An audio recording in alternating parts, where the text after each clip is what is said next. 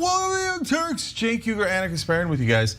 I was gonna say a fun show. You know it's gonna be a fun show because we make it fun. But is the news fun? Well, not really, but that's okay. That's okay. Well, actually, that's in the second hour though. We do have some fascinating stories. Jake, in the bonus episode, that's what you definitely do not want to miss, okay? Because he is going to almost show off his anti-dog bona fides. You know, of all the lies spread about me online, okay, the idea that I'm anti-dog is one of the biggest ones.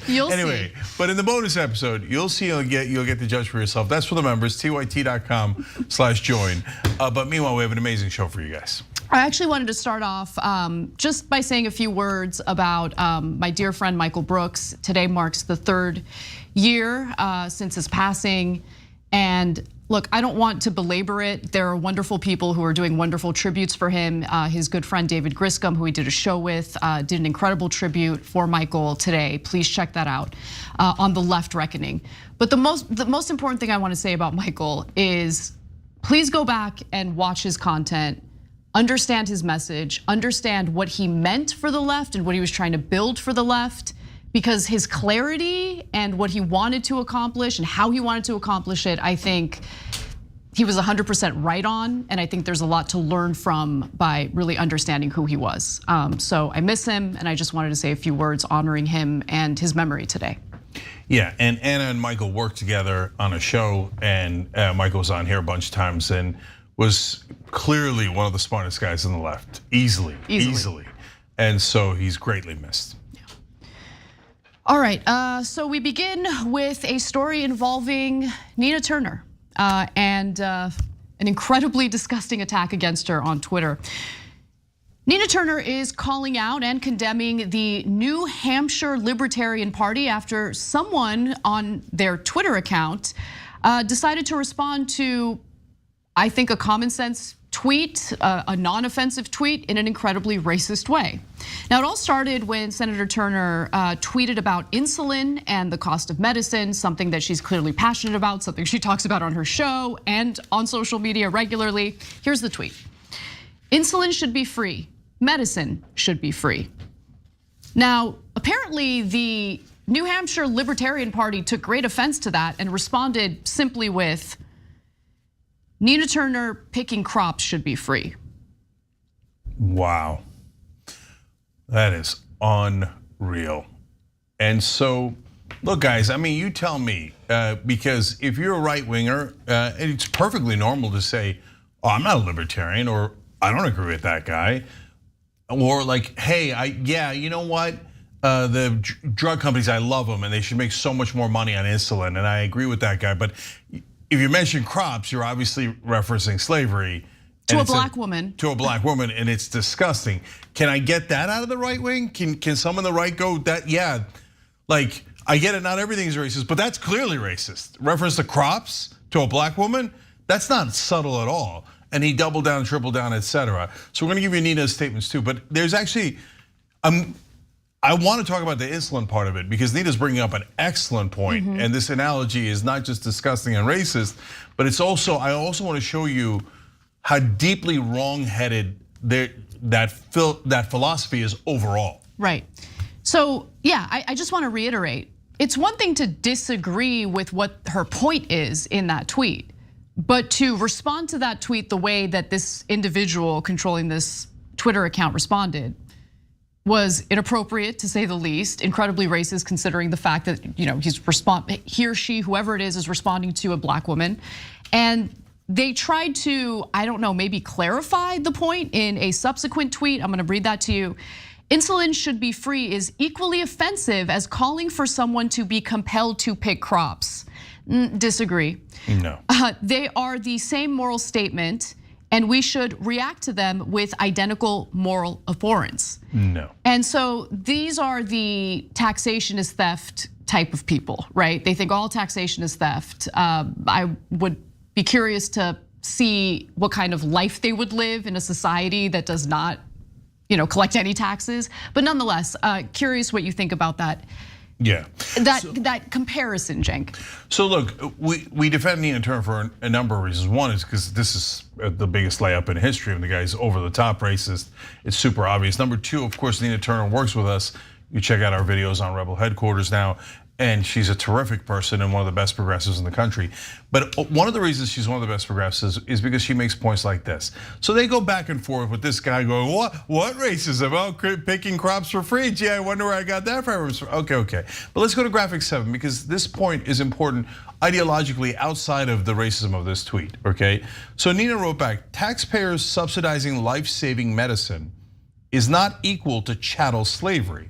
If you don't agree with that policy stance, that's one thing, but equating it to chattel slavery is extremely insulting. Hope that helps.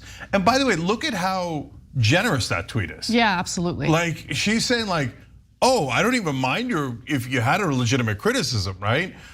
And so, but obviously you're doing it in a way to be purposely racist. So, congrats. I don't know. So look, one of the issues is what I mentioned earlier, which is that the right. Do you guys ever criticize any of your own, or it's just a cult and everyone's? It's not just that Trump is right about everything, but everyone who says something racist is right about everything, right? So that's a good question to ask yourselves as we ask our side questions as well. And now in the substance of that tweet though that Nina had, guys, tons of countries, but not only tons of countries, but like all of the developed countries have nationalized healthcare. So what that means is they provide a lot of the medicine or almost all of it for free. Now it comes out of your taxes, but on average they pay half of what we pay. So that means they're like, oh, high taxes. No. We're paying twice as much right now in America, and we're getting way worse results, and we do not have the free medicine that they have in Europe, Canada, and so many other places in the world, Japan, Taiwan, you name it, okay? So this is a very normal thing that most countries do and all developed countries do outside of the United States. Is that a little bit different than keeping human beings as slaves and whipping them and killing them and maiming them and selling off their babies? Is that a little different? Come on, anyone who isn't brain dead knows that that's massively different. So again, I ask right wingers, does this guy speak for you? You're gonna defend every form of racism and every absurd maximalist argument on the right? Or can anyone on the right go, oh, that's abhorrent, man. You shouldn't do things like that. Yeah, so look, I think it's interesting because even without the gross racism and racist response to Nina Turner, what's interesting is the lack of exploring what you're saying and trying to figure out whether there's actual merit to it. Because as libertarians, and based on the kind of back and forth I'm seeing here, they see themselves as individuals who do not think taxes make sense. They think taxation is theft. They think everything should be left to market forces. Just yesterday, Cenk, I covered a story about how the country is grappling with a very severe prescription drug shortage, especially prescription drugs necessary to treat cancer. There are as many as 14 drugs that are in short supply. Doctors and pharmacists are literally telling cancer patients in America, we're sorry, we don't have the drug you need to treat your cancer. So why is that happening? Well, it's because these are drugs that require, a kind of a complicated processing, right? They're sterile injectable drugs in some cases, so it's a little more complicated and a little more expensive to produce these drugs. And so if it's the generic version of the drug that's actually affordable for people relative to the name brand, their profit margins are super slim. So a lot of these companies are like, nah, it doesn't, what's the point? Not enough profit in producing this medication that people need to stay alive. I give you that example because there are some elements of our economy or some elements of what we're dealing with in society today that cannot be left to market forces, because if you do, you're gonna deal with drug shortages. And by the way, this is not the first time we're dealing with this. We dealt with similar drug shortages just a decade ago. It keeps happening again and again and again.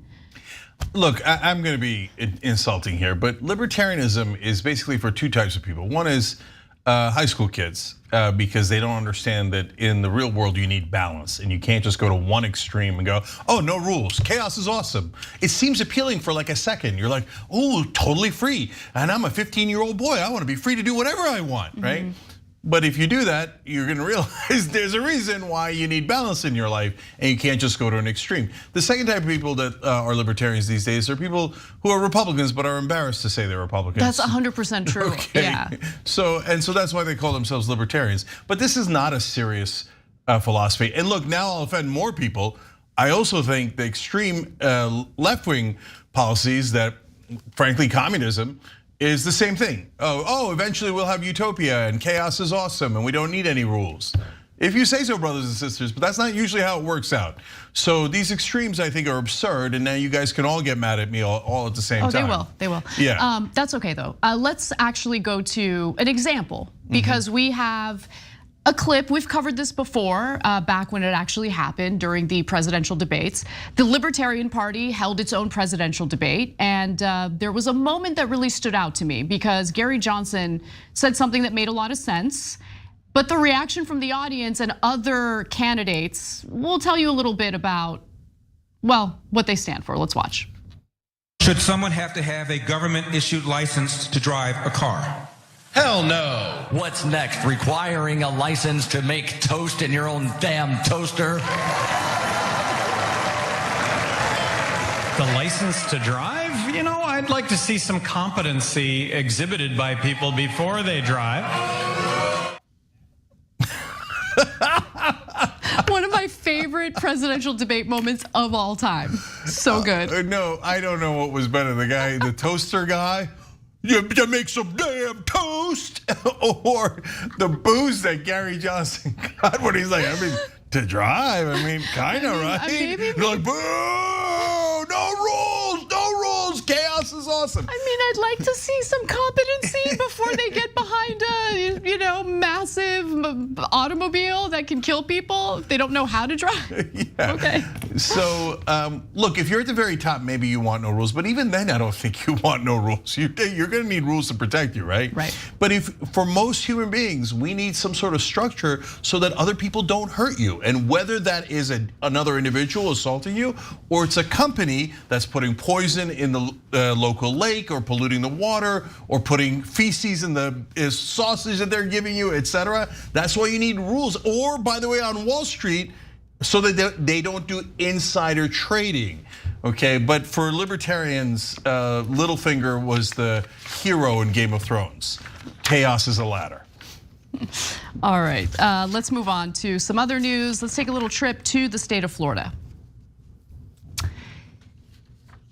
The Florida Board of Education has unanimously approved new standards for how Black history will be taught in the state, in public schools, and the updates are, well, disturbing to say the least. So I'm gonna start off with the most disturbing element of this new curriculum. The new standards require instruction for middle school students to include, get a load of this, how slaves develop skills, which in some instances could be applied for their personal benefit. A document listing the standards and posted in the Florida Department of Education website said, and we double checked that ourselves, and that's what it says. Yeah, so that is unreal, man. And there's another part of this that's unreal. But I want to give you context first. Remember when the conservatives started this, and DeSantis and the others did, where they said, oh, look, we just don't want critical race theory being taught in the schools. Now, there are parts of critical race theory that I totally agree with, and there are parts of it where I go, well, I'm not so sure about that. That some of those positions are debatable. Good news, that's why they're not taught in any schools across the country, high school or lower. They're taught in graduate level courses because there's controversial material in there, and it takes thought to wade through those issues, okay?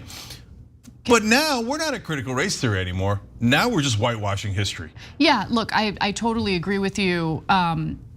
And look, I took a step back and I was like, look, obviously they're not teaching graduate level critical race theory in grade school. There's no way that's happening. But let me understand their argument, because maybe they're trying to argue that there are like traces of that curriculum in public schools, right? And if they genuinely believe that, how do you answer for the fact that they're trying to now input this like revisionist history about how, there were some positive elements of slavery if you really think about it. Like, this gives the whole game away. You get what I'm saying? Exactly right, Anna. So I want to read graphics 2 and 3 because I think they're even more devastating. So CNN explains, when high school students learn about events such as the 1920 Ocoee massacre, the new rules require that instruction include, quote, acts of violence perpetrated against and by African Americans. Now already that's disastrous, okay? Why are you putting in those two things in the same sentence? Why are you conflating them? But wait till you see the context. The context is much worse. I thought when I read that, they were saying, okay, now look, there was the Tulsa massacre and all these massacres and the lynchings, etc. But don't forget, black people sometimes commit crimes. That already is terrible. Why are you mentioning that? So do white people, so do Asians. Why are you randomly mentioning that within the context of civil rights? But no, it's way worse. So here's the explanation. Instruction includes acts of violence perpetrated against and by African Americans, but is not limited to the 1906 Atlanta race riot, 1919 Washington D.C. race riot, 1920 Ocoee massacre, and that happened in Florida. That's why they mentioned it earlier. 1921 Tulsa massacre and the 1923 Rosewood massacre. So when you see that, and then I read the longer explanation of it too, just to be absolutely sure.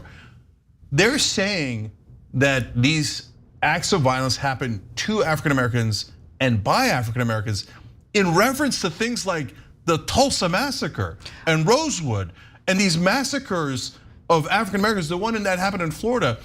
Can I talk about that one? Yeah. So that particular case had to do with a black man by the name of Moses Norman. And he was a landowner in the community. This is in Florida, of course. And he decides, I'm gonna go vote. I'm gonna cast my ballot. He gets turned away by white poll workers. And then all of a sudden, he's eventually followed home by a mob of 250 people, white people, who killed dozens of African Americans. They set fire to their houses, just absolutely destroyed the community, drove the black community out of their own community just because this black landowner wanted to cast a ballot and vote in the election. So now, given that context, and by the way, 60 people were murdered, and they not only burned down their homes, but this is also interesting, they went out of their way to burn down their schools, okay? And that was all for voting. Now, in that context, they mention it as violence done to African Americans and by African Americans. Why are you blaming the victims in a scenario like this? Are you insane? How did that? It's almost like they're saying, well, you know, they had it coming. No, this is disgusting, man. This isn't anywhere near critical race theory. This is just Republicans saying, we don't really like black folks, and we just we vomit it out wherever we are. So I mean, look, you tell me, Republicans, you love DeSantis. You gave him a 20-point win in Florida. What the hell is this crap? Well, look, there's something really interesting happening, and by interesting I mean abhorrent, and it has to do with this revisionism I'm seeing on, look, obviously in this case with the right, but also with some on the fringes of the left. And it's to rewrite history and make it appear as though the gains that were accomplished and won during the civil rights movement were done so by the implementation of violence. And I think that that is inaccurate, to say the least. When we think about the leader of the civil rights movement, who do we think about? Martin Luther King Jr.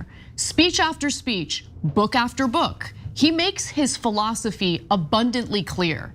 And I want to give you just a short snippet of one of his speeches, but please watch the whole thing, look it up online, it's readily available. Here's what his philosophy actually was. We will never have peace in the world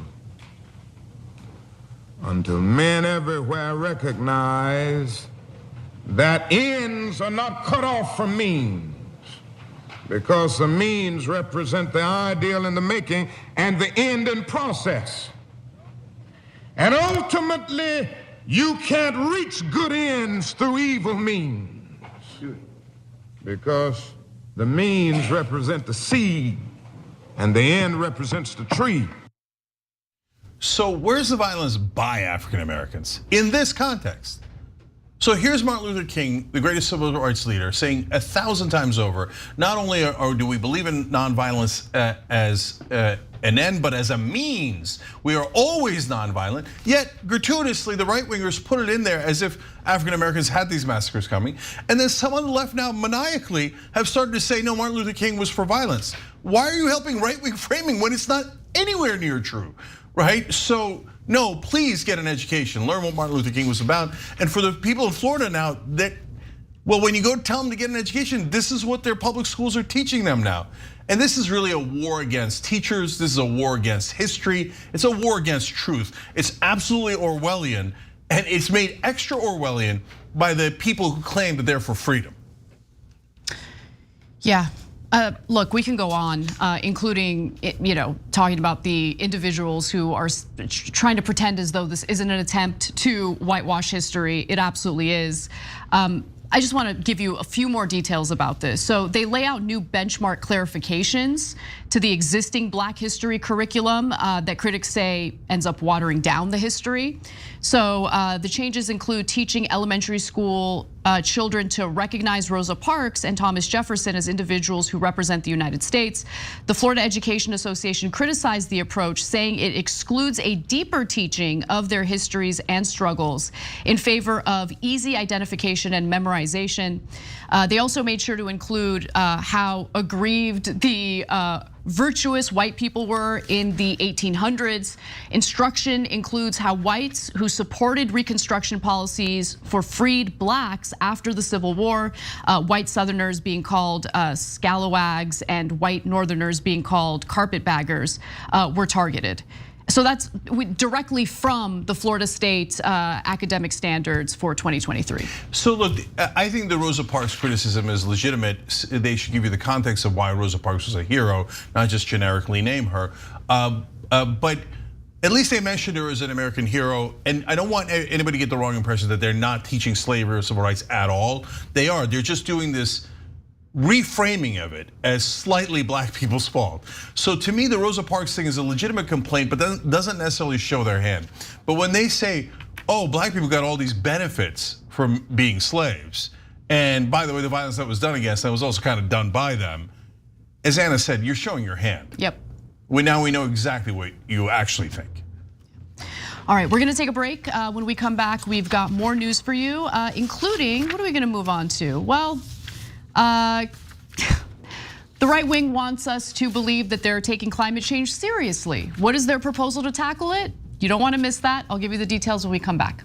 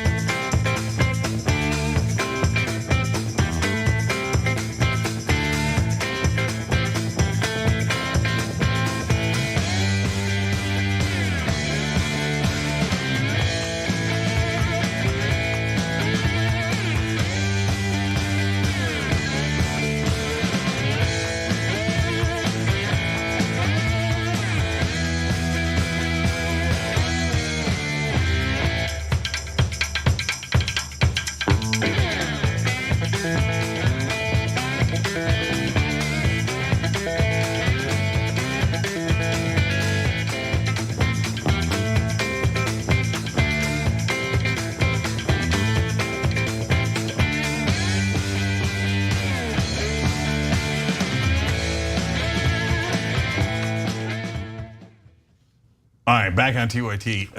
You guys are gonna love one of these comments. Let's go to our members. The throat goat dragon, and anyways, have never trouble saying disappoints. that. Never disappoints. I have trouble saying that every time. And what are you doing? What are you doing? Anyways, we all love and miss Michael Brooks. There you go. I agree with that. And Dragon with a Girl tattoo says, "R.I.P. Michael, gone but not forgotten." And no, he's not. And that's why he was amazing, because we all remember, because he was different. He was an independent thinker and brilliant and courageous. Don't shoot the goalkeeper wrote, and libertarians are basically Republicans too ashamed to call themselves Republicans. Don't shoot on the goalkeeper. I'm so sorry. I made that point in the middle of that story because I read your comment as Anna was reading one of the graphics, and it got stuck in my head. I forgot to give you credit Because the guy was like instant, like, where did I hear that? Even though I read it 10 seconds ago from you. So thank you for contributing to the show. That idiot dimwitty wrote in, how much is Elon Musk going to pay the New Hampshire Libertarian Party for being a top content provider? That's funny. Tall Glass of Shut Up Juice says, Miss Nina Turner has more class in her baby toe than those bottom feeders have in their entire collective. Agreed on that too. Jeremy Justice says, when I was in my early 20s, I considered myself to be a socially liberal, fiscally conservative libertarian. Then I got older and realized that was just a long-winded way of calling myself a douchebag. That is hilarious. Jeremy, nice job. You know what? Blue Apron gift cards are back. $100 Blue Apron gift card for making us laugh. Okay, rewards at tyt.com. Obviously, you're already a member. That's why you're in the member section, so you can collect it. English teacher 1984 says, how are these kids going to be accepted to college out of the state of Florida? Their basic education will be full of flaws. 100%. I feel bad for them. Oh, by the way, don't shoot on the goalkeeper. You get a $100 Blue Apron gift card too, because I used your point on air and didn't even give you the credit for it. So here's $100 instead. Rewards at tyt.com to claim it. Alex writes in, Florida says slavery was basically an internship. That's really disgusting way of looking at it. I'm not saying you, I'm saying Florida, but you kind of nailed it as a description. And that's what I'm worried about. Stiff Upper Lib says, this is the first time in my life I have heard of the Ocoee massacre, no joke. And that's exactly part of the problem. That's exactly right. 60 people murdered and their schools and houses burnt down because they voted. Repcat, the political catboy, says healthcare, housing, food, water, and the utilities we've made necessary to participate in society today should be free. It's absolutely astounding to me that we're brought into this world through no decision of our own and forced into this broken system that's designed to crush you so the machine can make more profit. Unfortunately, you've nailed it exactly right.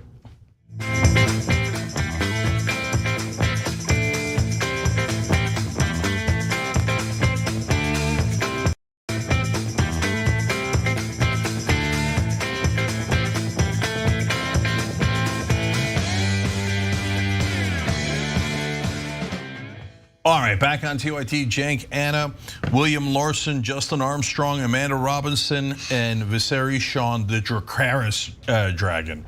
I like the Dracarys dragon. That's a tough one. All right, you guys are awesome. Thank you for becoming Young Turks members. Thank you for being Young Turks and help us do honest, independent news. We appreciate you for it. They did that by hitting the join button below the video on YouTube. You could do it by going to tyt.com/join. Casper. This story is fascinating, so buckle up for this. House Speaker Kevin McCarthy wants you to know that the Republican Party, for once, is taking the climate emergency very seriously, and they have a proposal. What's the proposal? Well, they want to plant 1 trillion trees. There are some issues with that plan. Number one, it's not really the comprehensive and robust answer to fighting climate change. There's also some issues with, space in America, and I'll tell you what I mean in just a moment. So McCarthy said this, he said, we need to manage our forests better so our environment can be stronger. Let's replace Russia's natural gas or Russian natural gas with American natural gas. And let's not only have a cleaner world, let's have a safer world. So he said that to elaborate on his plan to plant the 1 trillion trees. And then he spouts this nonsense about energy independence in America when he fully knows that the fossil fuel industry is owned by corporations that get to sell the fossil fuels wherever they please, including to other countries. We could have control over that, but the federal government chooses not to. Anyway, moving on. There are issues with this plan, Cenk. For instance, in 2020, Trump had signed an executive order supporting this plan. And he said that he wanted to, plant 1 trillion trees, except the plan specifically called to plant far less than that. I believe about 1/3 of that. And on top of that, 1/3 of the goal. So 855 million trees. Either way, 1 trillion trees would be impossible to actually plant because we don't have enough space. Planting 1 trillion trees would require a massive amount of space, roughly the size of the continental United States. Yeah, so look, I'm a little less skeptical about the tree planting than you are, and some, as we're going to show you, 2019 study says there might be enough space on the planet to be able to plant that many trees. Sure, but we're not going to invade other countries to plant trees, right? No, I know, of course, and there's different ways to incentivize them. And let me be clear, planting trees is lovely, and it does help the environment. but it is not enough to mitigate what we are currently doing and what we've been doing to the environment. Yeah, and that's what I'm getting to, which is I think that planting trees is great. And if I thought, for example, that if we planted 1 trillion trees and that we could and we did, and it solved climate change. Oh, I'd be so happy. Yeah, then by the way, then go drive as much as you like to blast the air conditioning. Let's all go nuts, right? Like, and then people like reflexively be like, well, oil is still bad. No, if you cure, I mean, you'd have to assume you're curing the pollution too. But like, if you cure the pollution and the climate change, have at it, Hoss, right? So if I thought planting 1 trillion trees was enough, I'd be like, great, let's do it, right? But it's not enough, guys. It's not even close to enough. It's good, do it. Let's plant as many trees as we can. But you've got to do a lot more to cut emissions, otherwise we're not gonna make it. And so now that leads to the most important point, which is that this is it's a smoke screen. It's a smoke screen. Yeah, guys. they're trying to distract you because they're not even proposing it. They're not actually gonna pass it. They're not gonna finance it. They're not gonna do any of it. So let me just explain what I personally think is happening, okay, my analysis of this whole situation. I think Republican voters are honestly smarter than some people on the left would believe, especially when it comes to climate change. I think a lot of Republican voters know that climate change is happening, they know it's man-made, and they do want to do something about it. And I think that some Republican politicians clearly are feeling some pressure to respond to them. Because remember, Republican voters are a little better organized than the left is. So our politicians on the left don't care about us. They're not afraid of us, they don't listen to us, okay? Even if we get them elected, okay? Even if we create literal PACs to support their candidacy and get them elected into Congress, they don't, then refuse to listen to us, they don't care. Because we're not as organized as the right. So when the right decides, the voters decide, no, I'm concerned about this and I want my elected lawmakers to do something about it, they end up listening. So I think that this is the Republican Party's attempt to make it appear as though they're taking the climate emergency somewhat seriously, but in reality, this is a smokescreen. Just to go back to the point that Cenk made about how planting the trees isn't enough, I want to go to that study that he referenced. So it's a 2019 study that suggested that planting trees to suck up heat trapping carbon dioxide from the atmosphere could be one of the most effective ways to fight climate change. But the authors of the original study have also clarified that planting trees does not eliminate the urgent need to reduce greenhouse gas emissions. So again, it's a smokescreen. Obviously, we need to do more. I've been talking more and more about nuclear energy on the show to kind of close the gap that's left behind by, stopping our reliance on fossil fuels. But let's also talk a little bit about what else the Republican Party is up to. Yeah, go ahead. So there's 4 reasons why they're doing this. First of all, it's a talking point so that when climate change comes up, oh, it's okay, we're in favor of planting trees. Trillion trees, I'm done with it, I'm moving on. So, but wait, what about curbing emissions? No, I'm planting trees. And so this is the same thing that Republicans do with mass shootings and mental health. Oh, it's just, don't worry about the guns, it's just about mental health. And then you know what happens afterwards? The Democrats propose a bill to increase funding for mental health, especially at the schools. And they vote no.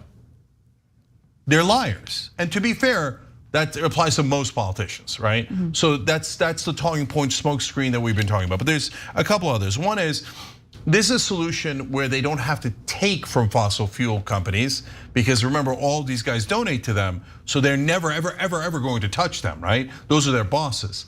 But this solution goes, oh, so we give to big oil, they still give $20 billion in subsidies to fossil fuel companies every year, which is insane, that's our money, right? But we can now also give to big lumber. And so I solved it by giving more of the American taxpayer money to those 2 industries and getting even more donations from them. So that's why they structure it that way, even though they're not even gonna do it, right? And then finally, to the points that Anna was making, politically, the younger voters have turned on them completely. And I don't mean just generally, I mean on this issue, young Republicans are saying, no guys, climate change is definitely real, it's definitely man-made, and we definitely have to do something about it. Not Democrats, the Democrats already agree with that, but young Republican voters in overwhelming numbers. But there's a last reason why they've gone in this direction. Because some of the rich donors, both on the Democratic and Republican sides, have started to notice that we don't have a second planet. No. And that their billions of dollars isn't gonna make any goddamn difference when the planet heats up. And so tons of rich donors are now saying to both parties. And by the way, that's why one of the few things we got passed in the Inflation Reduction Act was some climate change legislation. Why was it in there? Because the rich donors are going, do that, I need this planet. My money doesn't do me any good if we're all dead. Yeah, I mean, great point. So while they're proposing this smokescreen of planting the trees, what they're also doing simultaneously is carrying out the bidding of their corporate donors, right? So they have also proposed something known as the Real Emergencies Act. Wow, great name. It makes it seem as though they're taking this very seriously. They're calling it a real emergency.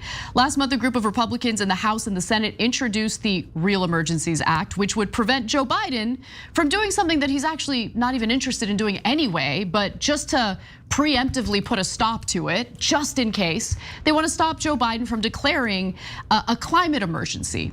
And if he were to do that, when a president declares a state of emergency, that kind of cuts through some of the red tape, some of the checks and balances, and it allows the executive branch to act unilaterally in some cases. And they're concerned that if Biden were to do that, were to claim or declare that there is a climate emergency, then he would, actually ensure that fossil fuel companies were reined in a little bit. But here's what the Biden administration could do. Okay, specifically, if he were to declare the emergency, reimpose the ban on crude oil exports, freeze oil and gas leasing, invest in public transportation, and require private companies to manufacture renewable energy. Those are some of the things that he could do unilaterally should he declare an emergency. The fossil fuel companies that fund the politicians, in this case, the Republican lawmakers, do not want that to happen. So think about how they think ahead. They don't just think about short-term wins. They think about and strategize ways to prevent any regulation from cutting into their bottom line. And they have the Republican Party helping them out with that, with this proposal, the Real Emergencies Act. And so the bill is being led by Representative August Pfluger and also Senator Shelley Moore Capito. Pfluger is the House's second highest recipient of oil and gas donations, only after Speaker Kevin McCarthy, and is a director at Gentry Creek Energy LLC, an energy company engaged in pipelines and infrastructure, according to his personal financial disclosure. How is that conflict of interest allowed? No, guys, it's crazy. Now the politicians are cutting out the middlemen because Capito is from West Virginia and she's invested into the Mountain Valley Pipeline. Manchin's from West Virginia. He has his own coal mine. And they are passing laws. They're making sure that Biden passes laws that help their mines and their pipelines. How is this not a conflict of interest? And the corruption is so gigantic, nobody's even bothering to deny it. So in this article, great job by the lever, as usual, in exposing that the Republicans are blocking Biden from doing this and talking about the money in politics angle and how much money they're getting, and they have all the different stats for the different politicians.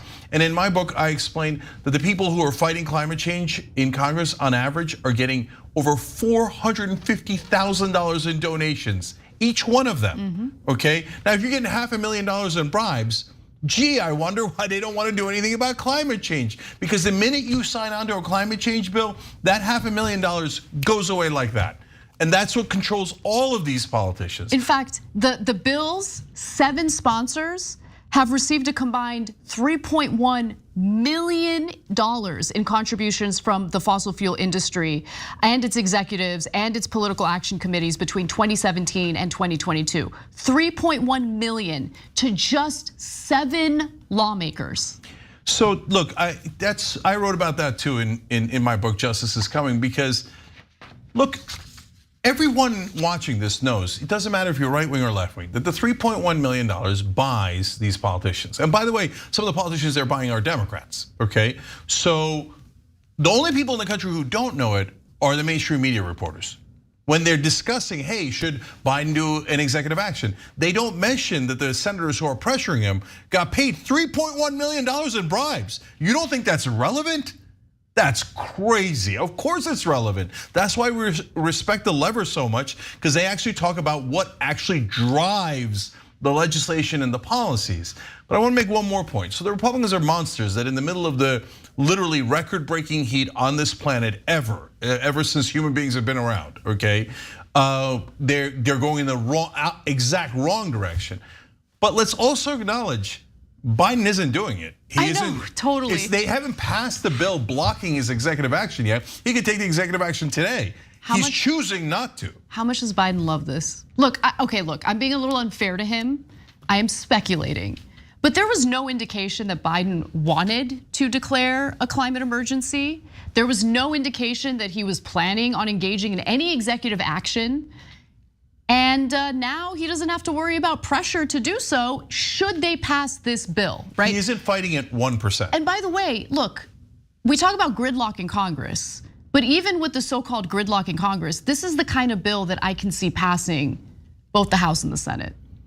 Yeah, because they're corrupt. They're all getting paid by these guys. This is all one giant joke on the American people. And the number one people covering your eyes and making sure you don't see it is mainstream media. They're like, oh, what money? Oh my God, they are having a legitimate debate. Is it trees or is it executive action Biden should take? Well, golly gee, none of them took executive action. Look guys, you know Biden's disingenuous. They had all these progressive proposals and they were like, oh, he's gonna do them all. I said, no, he's not gonna do any of them that don't help corporations.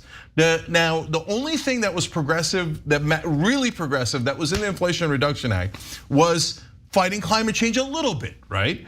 So why did he do that? Because of the giant donors that I told you about. They put enormous, he doesn't care about public pressure, he cares about donor pressure. So he does that for them, but he doesn't do anything about healthcare prices, he doesn't do anything about minimum wage, he doesn't do anything else to hurt corporations, right? But then he turns around and helps the fossil fuel donors by going Mountain Valley Pipeline, now you could drill in Alaska, because he doesn't mean it. He doesn't give a goddamn about policy. Any mainstream media reporter telling you Biden cares about policy and is progressive, is on the left, is a joke. He's been a conservative his entire career and his track record proves it. And by the way, he can prove me wrong today. Super easy to prove me wrong. Take executive action. The Republicans have not blocked you yet. You could do it right now. He's not gonna do it because he's in the pocket of the same donors that the Republicans are. Finally, I have to add a few of the other details in this bill. So the bill proposes taking an axe to the nation's largest environmental agencies, including a whopping 39% cut to the EPA's budget. 3 agencies within the Interior Department, the Bureau of Land Management, the Fish and Wildlife Service and the National Park Service would see 18%, 13%, and 13% reductions in funding, respectively. The Forest Service would see an 11% cut. Let's pause for a second. The Forest Service under this bill would be cut by 11%. Didn't Kevin McCarthy, who's by the way a sponsor of this legislation, didn't Kevin McCarthy argue that we need to do better forest management? Yeah. How do you propose to do that by cutting the very department that would do that?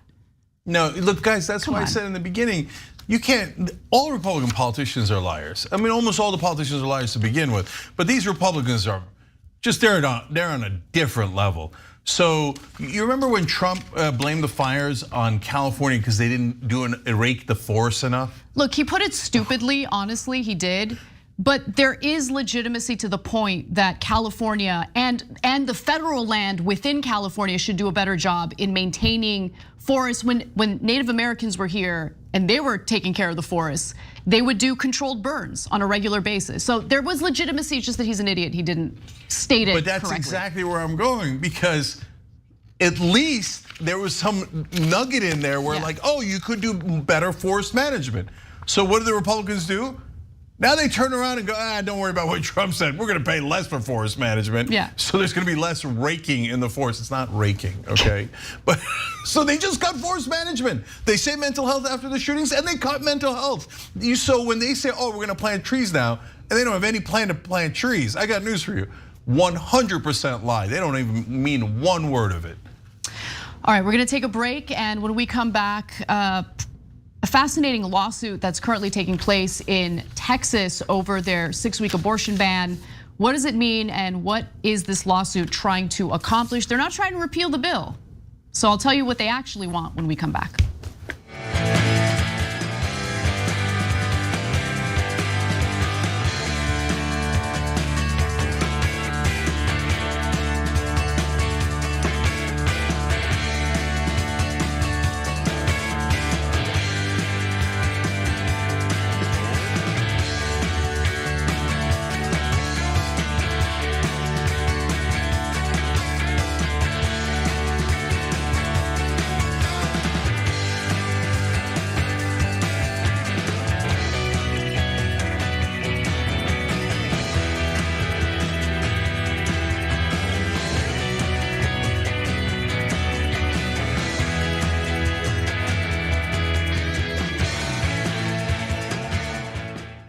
All right, back on TYT. So tell you a couple programming notes. Number one, just a fun one here. Shop TYT's got new dragon hats in, and they're limited availability, so you do have to kind of panic now. These things do definitely run out. I have so much Dragon Squad merch, but those hats look really good. Anyway, so check it out at shoptyt.com, shoptyt.com. They'll probably, we're not playing when we say things sell out. They all very often sell out at shop, so check it out. All right, now look, we have an impacts page because we want to kind of celebrate your guys' victories, and all, like, the members make all this possible, and it's only $4.99, and people gift membership as well to keep the price low. Some people get higher level membership to keep the price low. But in that impact page, you'll get to see a lot of the stuff that you did. I mean, for example, Anna hosted a Medicare for All town hall that Bernie Sanders put together, and that got Medicare for All in the news a lot more. And so that's one of like dozens of things that the network and you guys together have gotten done. And then I want to tell you that if you've got a tip on something that is going wrong, Indisputable is covering those. They now have original investigative reporting, and they need your help. So any news stories or tips about corruption or misconduct, email them to Dr. Richie's team at indisputable@tyt.com, indisputable@tyt.com. And in your email, include, if you can, stories that haven't yet been reported. That's what we're going for here. It's original stories, photos, videos, and any other corroborating documentation you have, and just 1 to 2 paragraphs of crucial information. So Indisputable's original reporting has always reached tens of millions of people already, and now they'll get to reach even more. These original reports, by the way, are taking off. So you folks in the audience are finding news, we're corroborating it, and Indisputable's got a great system for doing this. So make sure you check that out and get your stories to them, and of course check out Indisputable too. It's at 11:30 Pacific every day. Of course, check out all of our live shows and our podcasting network when you get a chance as well. All right, let me go to Twitch. Dented Head Ed says, 26 and counting, thanks for always keeping us up to date on all the news. Love you guys. That's 26 months they've been on Twitch with us. We appreciate it. Twitch Micro says, Twitter is a racist dumpster fire. Well, just look at my mentions and you'll be proven right. Woody Invincible says, I'm obsessed with Anna's shirt. Oh, it's a dress, thank you. Okay, yes. You know, it's linen. It's part of the summertime. Yeah. It is. All right. Progressive Canucks says they call themselves libertarians, but really they just want to bring back feudalism. They want to be lords and have serfs. I'm worried that that's true. Mayhem Mendez says insulin is free where I live, and all 17.5 million Dutch people aren't offended at all. Okay, great point. And I am out of time. We'll be back in a minute.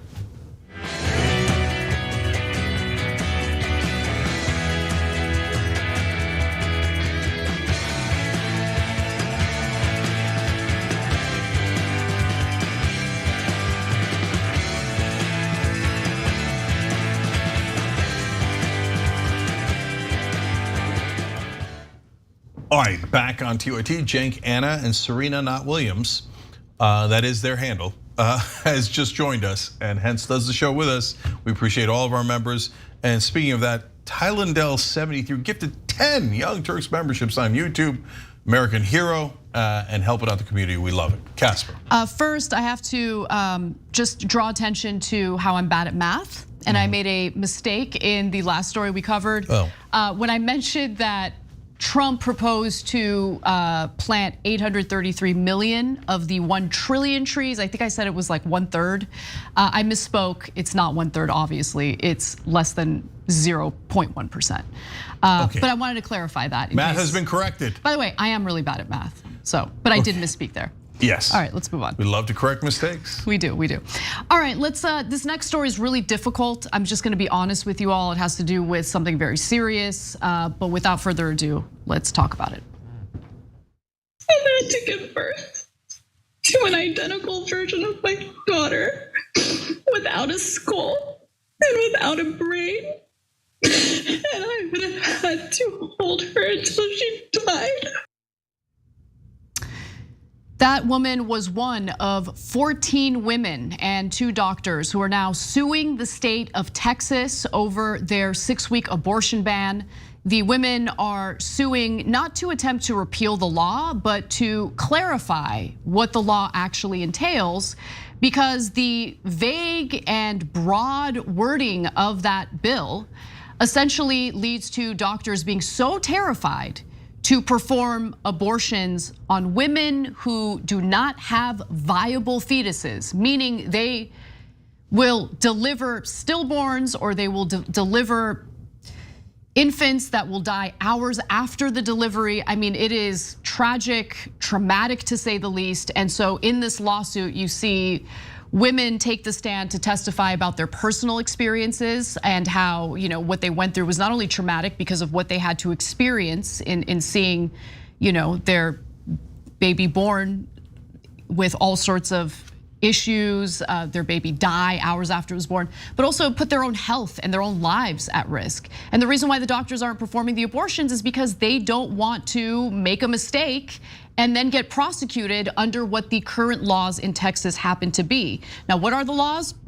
Under the law in Texas, doctors who perform abortions risk life in prison and also fines of up to $100,000. Opponents say that has left some women with providers who are unwilling to even discuss terminating a pregnancy. Again, even a non-viable pregnancy.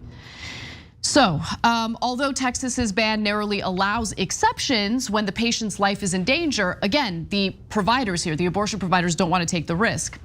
One of the women who testified ended up becoming physically ill during her testimony. I want to give you some details about who she is before we go to the video. Samantha Cassiano testified she was halfway through her pregnancy when she found out during an appointment that her daughter had a rare diagnosis of encephaly, where much of the skull and brain is missing. Doctors told her they could not provide her an abortion in Texas, and when a caseworker was called into the room, Cassiano was handed funeral home information. So with that context in mind, let's go to her testimony. Another plaintiff recalled the moment that she learned her pregnancy was not viable. And I can see her pain in her eyes. And she told me that my daughter has been diagnosed with anencephaly, and that means that her skull and her brain is not fully developed. And that she was sorry, and I didn't have any option. I was pregnant. She then called in a caseworker. Caseworker came in. And they handed me a paper that said funeral homes on top of it. She told me that I didn't have any options because there was a law that the Texas abortion law prohibited it. I wasn't able to get one. So I felt like I was abandoned. Yes. That woman grew so distressed on the stand. You see her there. She started to vomit. Her baby gasped for air for 4 hours after she was born, and then she died. And she said this, all she could do was fight to try to get air. I had to watch my daughter go from being pink to red to purple, from being warm to cold. I just kept telling myself and my baby that I'm so sorry that this had to happen to you. Okay, so this is what happens when big government comes in and takes decisions out of the hands of doctors and parents.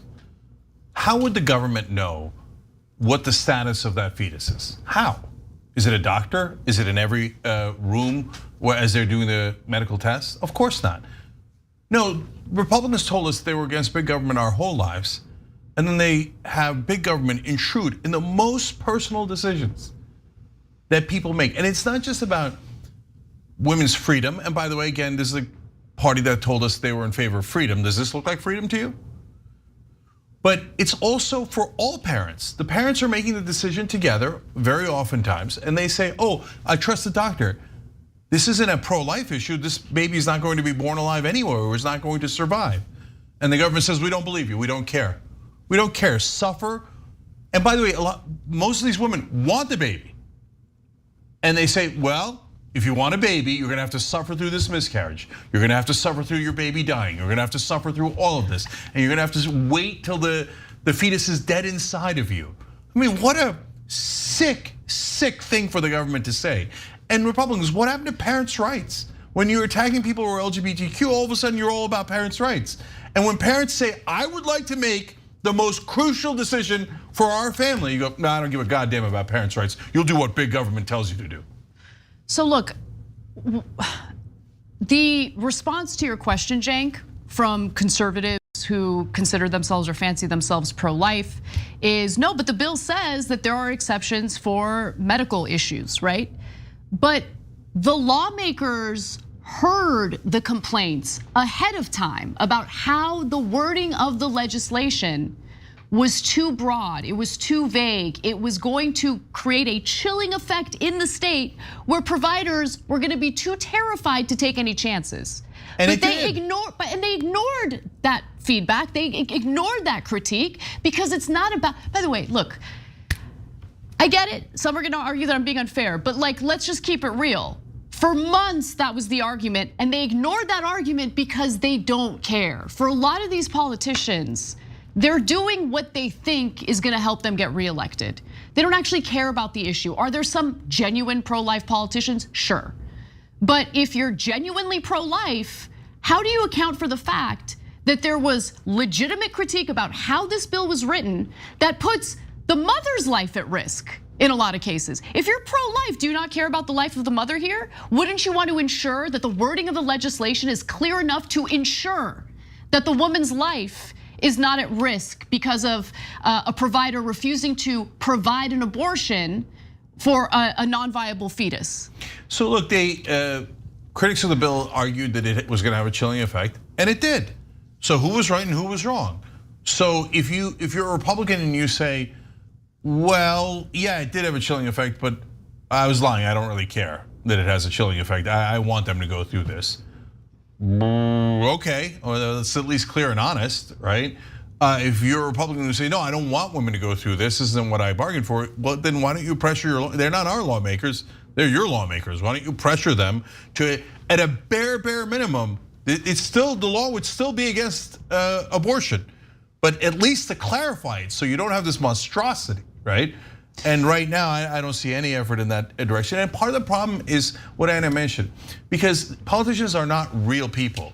They have different incentives. Their incentive is not to pass the best law, it's to get reelected. And how do they get reelected? Sure, in most of the cases, it's about money. And in this case, there's some grassroots money that comes in and some billionaire money, but that's not the main thing here. The main thing in this case is they're gonna get graded by special interest groups. And that's how the NRA bullied both parties for a long time and now just the Republican Party. In this case, the maximalist groups, the special interest groups that want maximum for that side, goes, oh yeah, they're dying inside the womb, love it, don't worry about it. If you vote against this bill, we're gonna grade you an F. And then we're gonna tell everybody that you're pro-choice and that you respect women's freedom. You'll never get elected in a Republican primary. And they get scared to death of the grade, so they go, okay, could get maximum. Don't take away all their rights. We don't care, endanger their lives, who cares? I just want the right grade so I can do misleading advertising when I'm running. Yeah, and the people who are caught in the middle are mothers, patients. And look, this is why it makes sense to keep abortion legal in all stages. Even though I myself, I am against, and most people in this country are against aborting a healthy pregnancy in the third trimester.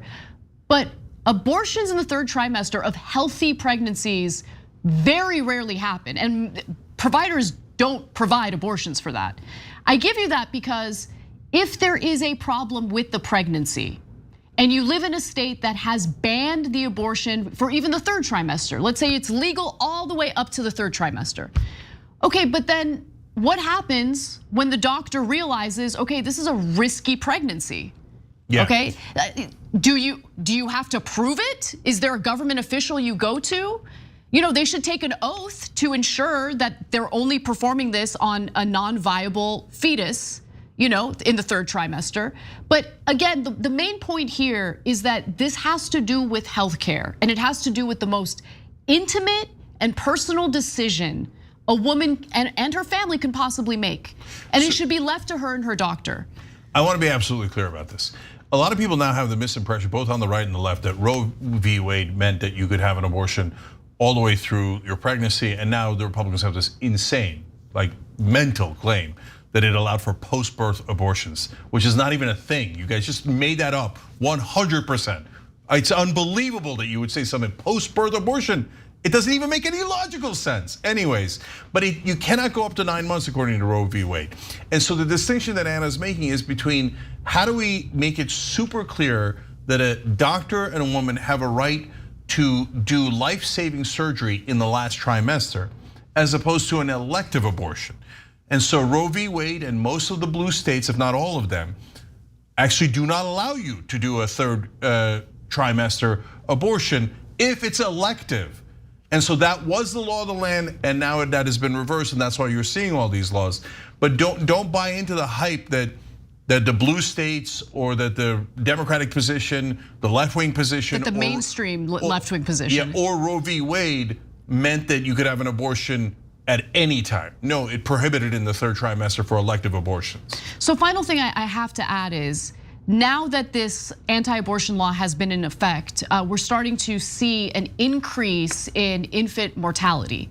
And it's because providers are unable and unwilling, because they're terrified, to perform the abortions on a non-viable fetus. So in these cases, women have no choice but to deliver a stillborn or an infant that dies hours later.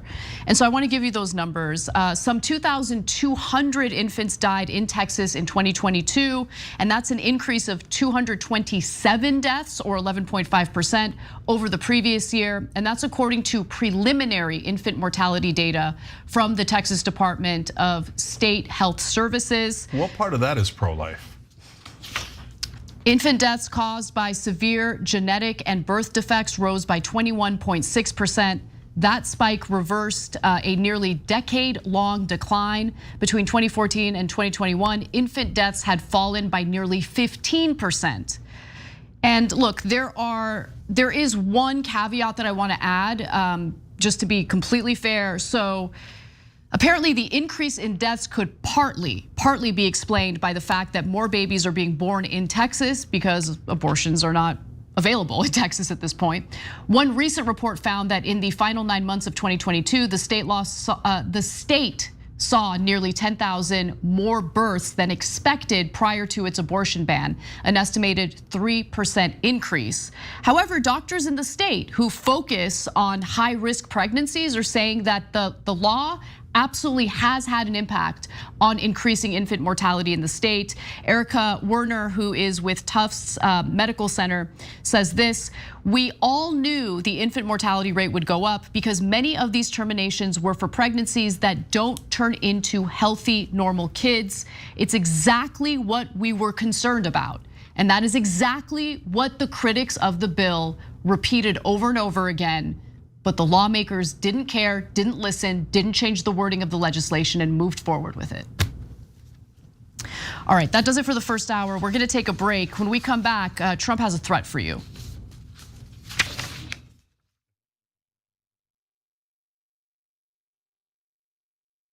You're about to watch some behind the scenes footage of the Young Turks. Ooh. Now these are partial videos. If you want to get all of them, you become a member, go to tyt.com/join, and you'll get all the behind the scenes of me, Anna, John, JR, a little bit reality show like. tyt.com/join and enjoy this. You know what you're seeing behind me? Jersey, hold. Watch me flip this camera. However I flip it. Do I flip it like this? No, I just took a picture. I'm bitzing right now. What? Behind the scenes. Oh, okay. For members? I don't have my face on. She doesn't have her face on, folks. Oh, that's JR's ass right there. You can't take 5 minutes off, can you? No, I can't, Johnny Pie. I said it was live stream, but I was lying. It's not a live stream. It's just for members. Bitsy, this is my cat. You know what his name is? Kiki Cat. Animals are innocent. Control room and the insanity is obviously there. Right now, as you can see, I'm directing or tech directing. I'm so happy to be here. This is what like a Labor Day beard looks like for Cenk. Man, you're a Young Turks viewer if you recognize me like this. Oh, thank you. You are the one person in my life I would love to meet. What's going on, guys? This is a Bitsy or a BTS or behind the scenes with Hassan Piker, aka Woke Bay. Oh, hi, I didn't see you there. I have finished my show, The Damage Report, and now I get into a really awkward time of the day. When I'm sitting, the control room is right there. So I can see Bart. This is the Pittsburgh office, by the way. Referred to often as the boiler room. You see how it's ripped? Is it super unprofessional to wear that at a business meeting? Or am I like cool, rebel? I just finished doing the power panel and I'm fired up. What do you do for TYT? Not a whole lot. If you're frantically tweeting at us that something's broken, thank you, because I'm fixing it. And thank you for being a TYT member. Super last thing, because there's always got to be a super last thing. Oh, that was disastrous. This has been behind the scenes, behind the scenes. Indisputable is still the fastest growing news show in America compared to CNN, Fox News, and 30 other networks. We tell the truth on Indisputable because the truth is indisputable. We go places that other news media outlets refuse to go. When there were human rights abuses happening at the Victorville prison, guards and members of the community contacted us. You, through your investigative reporting, unearthed very troubling allegations about specific forms of abuse and discrimination in the federal prison system. It really doesn't take much to be a trusted voice. All it takes is to be fearless, report on matters, be an advocate. I called it the bullpen intentionally because it's a place of preparation. We present individuals who may have an opposing view, so we debate. Sometimes we interview individuals because their stories deserve to be heard. A survivor of significant police misconduct and his attorney. We covered this story earlier, and to remind you of the horror of one man being shot at damn near 100 times by the police. We take time on this show to showcase the temper tantrums of Karens in the wild. We do this not because we want to see people's emotional outbursts in public, but because these incidents are emblematic of a bigger societal issue taking place across the nation, and it has to be checked. My friend, my big homie, attorney at law, Benjamin Crump. I just want to thank you, man. When educated, articulate brothers like yourself speak truth to power, it makes a great difference in changing the landscape in America. Listen, no matter what you do, don't allow the politics of ideology to evaporate the soul that still exists inside of you. They don't stop, I don't stop. Racism won't stop, I won't stop. Systemic bias won't stop, I won't stop. People still need health care, so I won't stop. People still need criminal justice systems reform, so I won't stop. You won't stop either.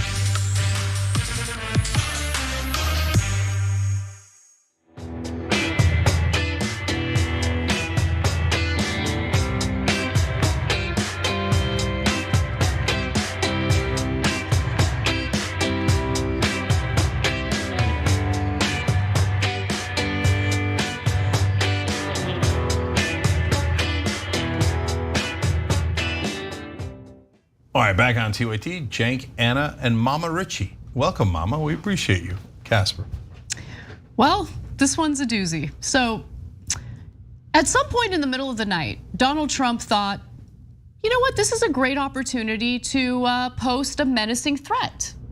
Now, he didn't make the video. An account called MAGA.com was the original poster. But by reposting it, he obviously wanted to promote it. And so without further ado, here's that menacing threat. If you do something bad to us, we are going to do things to you that have never been done before. But why? But why? But why? So apparently that's not AI generated. That's his voice. That's something that he actually said.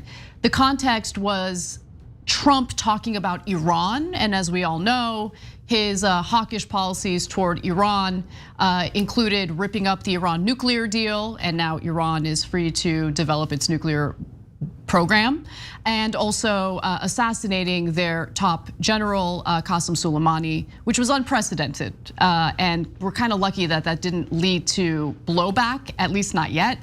But Cenk, thoughts on this? Yeah, no, I actually think this one's a little scary, and I think that they absolutely mean it.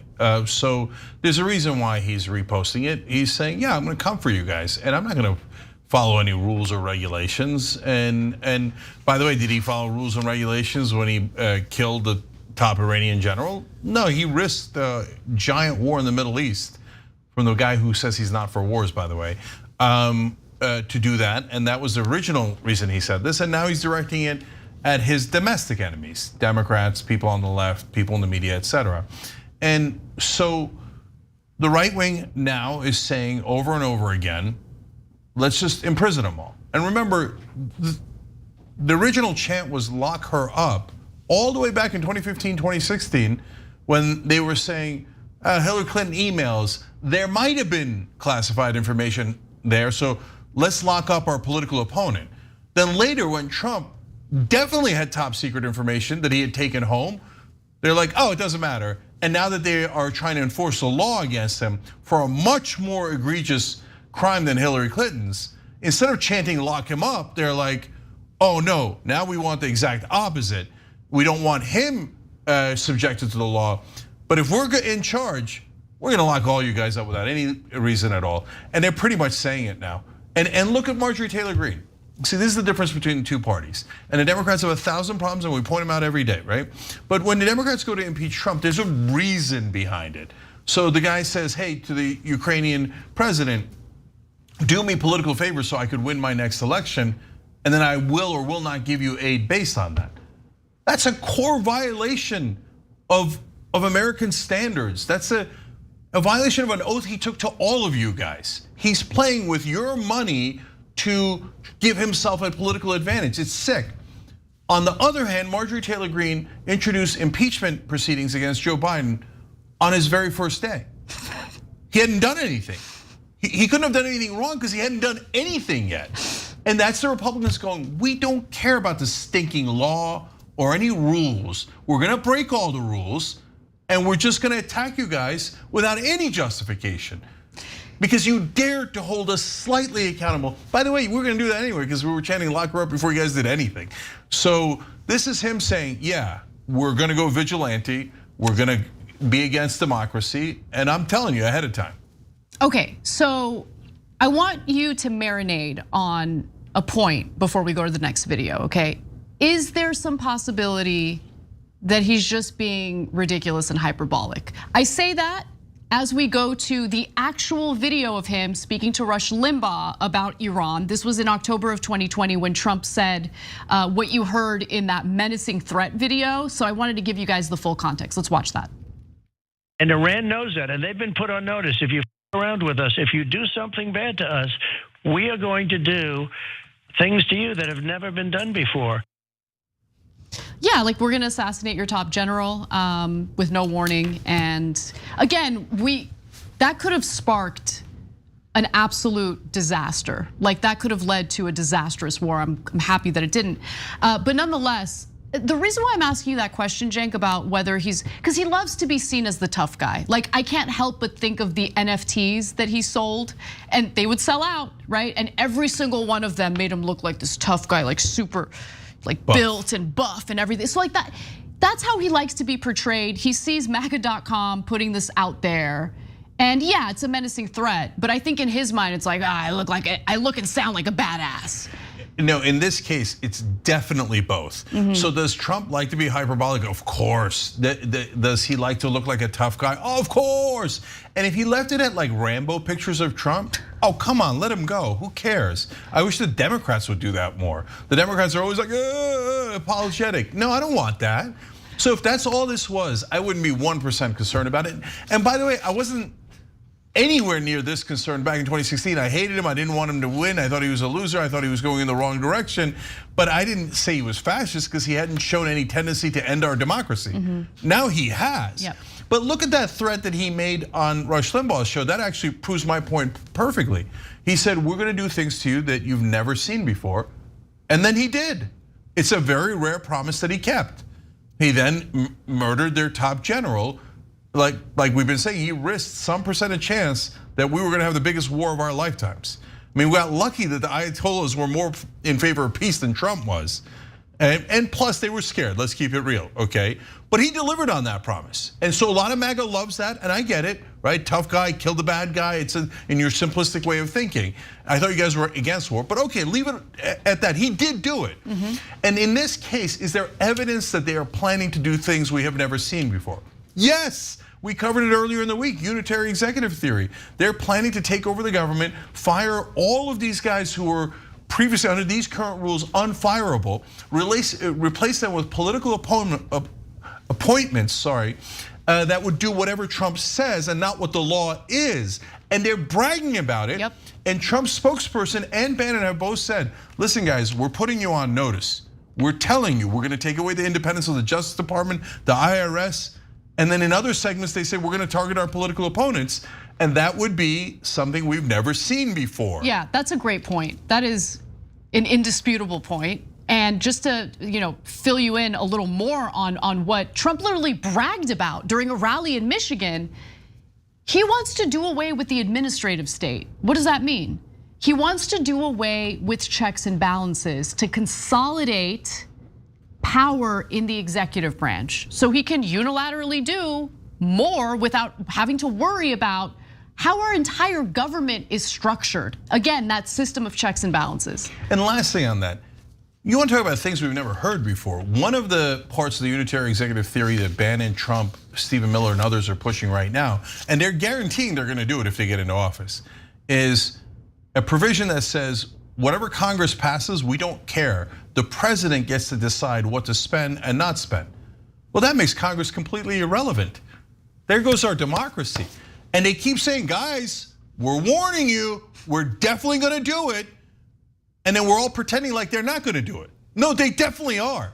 And that's why I don't call all the Republicans fascists. And I think people make a tremendous mistake when they do that. Chris Christie and Mike Pence and Asa Hutchinson, Mitt Romney are not the same as Donald Trump. There's only one candidate that's saying, I will end democracy. Congress is going to be irrelevant. The Justice Department is going to be politicized. The IRS is going to be completely under my control. And remember, when he was president last time, he did ask the IRS to investigate his political opponents. This guy has no qualms. He does not believe in democracy at all, and he's telling you. Please believe him when he says it. I think it would be weird to now go to a story about the Barbie movie. So why don't we take a break first? And when we come back, we'll talk about how a lot of Republicans are mad about Barbie.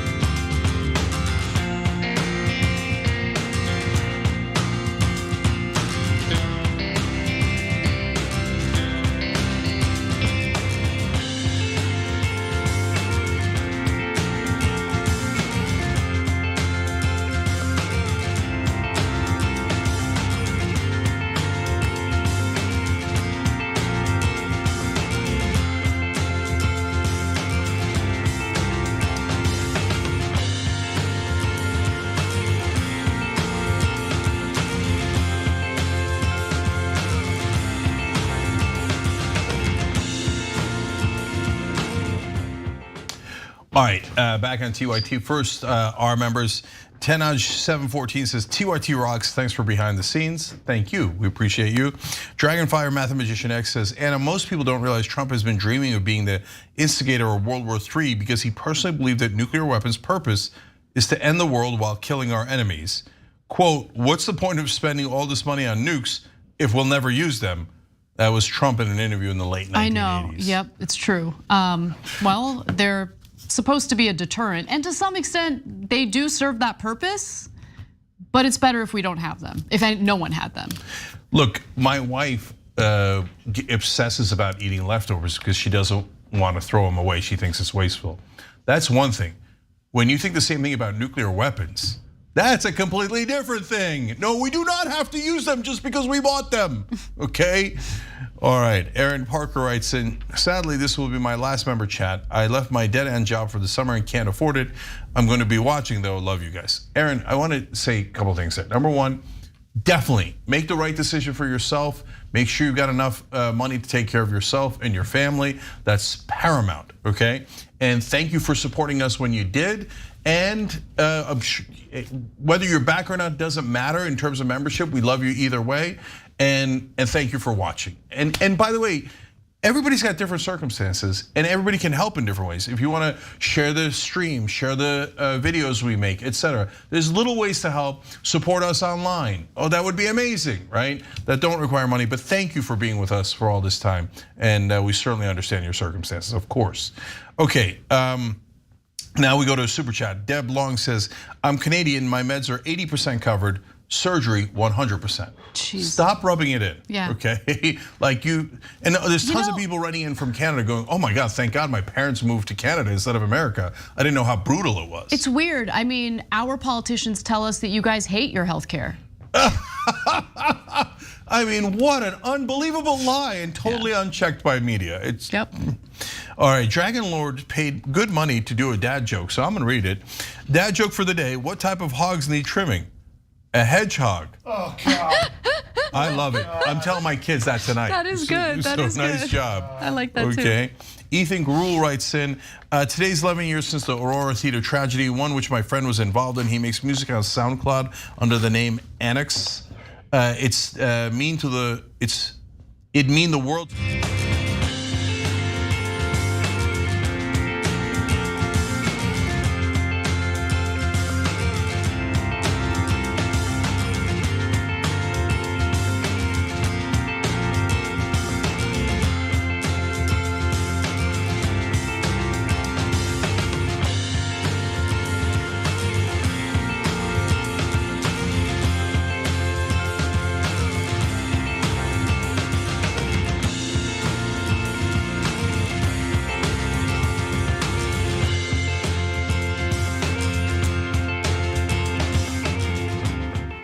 All right, back on TYT Cheng and Anna with you guys, and we've got some new members as well. That's Brush Bill and Mark Jones. We appreciate you guys. They hit the join button below. I was in the we do a social break here for some of you guys, and I was in the middle of reading a touching story and I got cut off. So I'm just going to say it real quick. Ethan Gruel wrote in on Super Chat. Today's 11 years since the Aurora Theater tragedy. One which my friend was involved in. He makes music on SoundCloud under the name Anxious. That's AAXOUS. It'd mean the world to him if you showed him some love there on a really tough day. And both Anxious and Ethan, we understand. And it's been endless tragedies in America, and our heart goes out to you. All right, we have more news. Well, there's been a lot in the news about Republicans being upset at the Barbie movie, so let's talk about it. If you see right here, next to Asia, shows the 9 dashes. Now, those dashes signify Chinese ownership of the ocean, islands, and reefs. The Chinese believe they own the South China Sea, but they don't. But like, why must you marginalize men? I haven't seen this, but if that is true, why must you do it? I haven't seen it, but I think it comes down to living 20 minutes from Hollywood money. I didn't even know it wasn't like PG, but apparently it's PG-13. It's full of suggestive humor. And I found out last week, they somehow didn't let anyone know this with the marketing campaign, that one of Barbie's main 3 sidekicks is, surprise, surprise, a man. I mean, is nothing sacred? A lot of Republicans are mad about Barbie. And apparently it's not just for one reason, there are multiple reasons. We're gonna go through a few of them and see if there's any merit to the arguments. By the way, a lot of those people didn't see the movie yet because it is not out in theaters yet. Comes out in theaters, I believe, Friday? Oh, believe me, I know, because my daughter's 10 and we're going. But did you know it's PG-13? Did I know that it denigrates men? It focuses on and celebrates women. I mean, they don't know that either. They didn't watch the movie. Yeah, I think I'm okay with that. Well, we'll give you the nuances in a minute. All right, so let's start with Jesse Waters. And so his argument is that the movie is pro-China. Let's hear him out. Maybe there's merit. Let's watch. You see right here, next to Asia, shows the 9 dashes. Now, those dashes signify Chinese ownership of the ocean, islands, and reefs. The Chinese believe they own the South China Sea, but they don't. I mean, as you just showed, the map is drawn like in crayons. It's roughly a map of the world, but China, Asia is just this big crayon box. But then right to the east of where China is are the 9 dashes. And to anyone who's not really focused on geopolitics, those lines don't mean anything. But what those lines indicate is the Communist Party of China puts out official maps with those 9 dashes, and they are asserting sovereignty over the entire South China Sea. They're saying all of that is China's. And by the way, all of their neighbors disagree. Vietnam disagrees, the Philippines disagrees. Actually, the country of Vietnam has banned the movie Barbie from their nation because these 9 dashes are replicated. So there are 8 dashes in the map. That's the main thing you're focusing on? No, but Jake, but Jesse, you have the map right there. He's saying 9 dashes over and over again. And he's standing in front of this giant map that shows 8 dashes, not 9. Well, it's almost a form of torture. Admit that it's 9. All right, but okay, no, but guys, there's other dashes. Who cares? It's a childlike map in a Barbie. Why would, just explain this to me. Why would a Barbie movie have a pro-China message in it? No, it could. Hold Come on. No, hold on, let me explain. Although you make a great point about the other dashes, which I hadn't considered. Okay, so guys, it's the movies these days, they do have to get past Chinese censors. So Marvel, for example, will not put a devil-like creature that they have in their comics in the movies because China prohibits any representation of a demonic type of character, okay? And they do care about the 1.5 billion or so people in the Chinese market. But ironically, that's because of capitalism, not because of communism. They're like, communist China is making us do this and stuff. But wait a minute, they're making it seem like it's propaganda aimed at young Americans. But as even Ted Cruz acknowledged, nobody hell knows if they don't even know if there's 9 or 8 lines. But certainly no one in the audience knows. It's not like young girls are gonna go and be like, oh, I think the Chinese should have the South China Sea. No, come on, right? Come on, guys. So it's in terms of propaganda, it's perfectly harmless. Although later Ted Cruz brags about how America does propaganda. We'll get to that in a second too.